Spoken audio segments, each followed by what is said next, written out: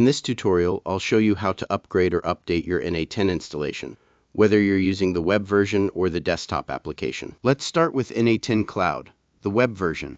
Sign into your N8N workspace, then open the admin dashboard and go to Settings.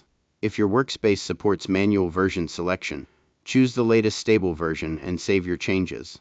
Your instance will restart and update automatically.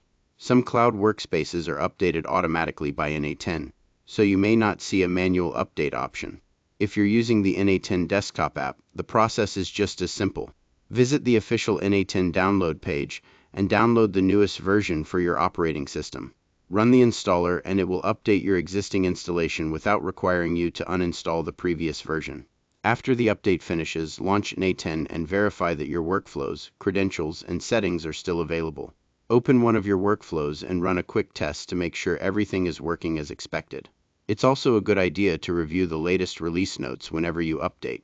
This helps you learn about new features, improvements, and any changes that could affect your workflows. And that's how to update N8N.